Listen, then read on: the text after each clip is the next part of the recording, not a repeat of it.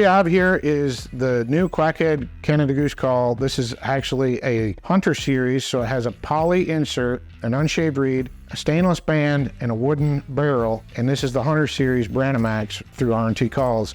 And you can get this at Bass Pro Shops and Cabela's. So we're utilizing this call here. This is an entry-level call, but it's going to produce all the sounds that sound like a Canada Goose. And I recommend, you know, an entry-level call for people that are just getting started, because it gives you the opportunity to get into a less expensive call, but one that's completely capable of making all the sounds, and you can learn how to master the basics. So this call is going to be comprised of several different parts. You've got the insert, you've got the barrel, and then you've got the gut system.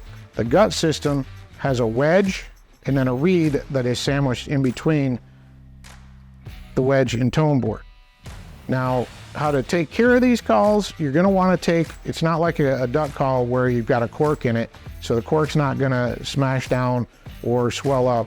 They should stay relatively consistent, but what the problem becomes is you throw this in your bag, there's dirt, stuff gets underneath the reed. All you need to do is take the call out, run this underwater, clean that out.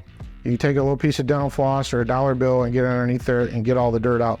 That's really the only maintenance that you need to do, other than it's nice if you can put this in a separate baggie or compartment so it doesn't get dirt in it. You don't need to take them apart and leave them apart to let them dry out. They're fine. But once you get into retuning these things, short reeds are notorious for getting bubble cracks on the wear edges where they drop into the tone channel going up and down, so they'll only last a certain amount of time. And that's why I always recommend beginners and people that don't hunt, even I don't even use shaved reeds in most of my goose calls, because they're going to last longer. The more times you start shaving on a reed, the shorter the lifespan is going to be on them. But in order to tune these calls, take them apart, I try to recommend to people, before you take it apart the first time, just take a black marker or a Sharpie and put a line down right at the base of that wedge so you know the proper distance, and then also around the tone board and the wedge where it goes in, so you know how much pressure is put in there. Because there's several different things that are going to dictate how this call is going to sound. One is the length of the reed that's showing, and two is how much pressure you put on that wedge pushing down.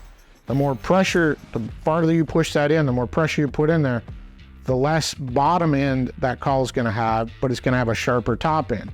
Now, conversely, the less you push that set of guts in there, the less pressure is on there, the more bottom end of the whoa, whoa, whoa sound it's going to have, but it's not going to have a real hard crack on the top.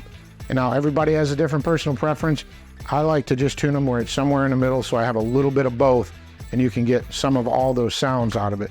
So when you take them apart, you've measured, you marked it, you need to find these reeds have a little bit of a curve to them.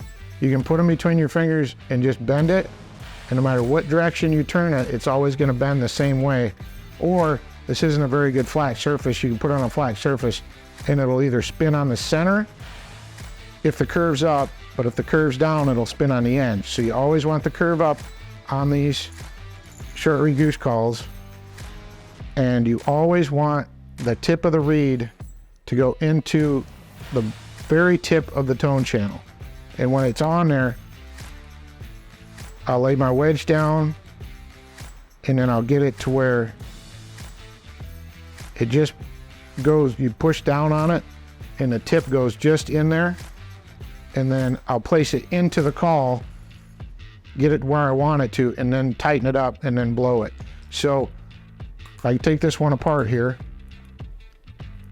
So when I push the guts in, I get it to a certain point, I want to check it, make sure that reed tip is just going in there. It's not, you'll hear it if it's not, it'll start catching, it'll grab it on the sides, and then you want to push everything in together into the call, and then give it a test run and blow the call and see how it sounds.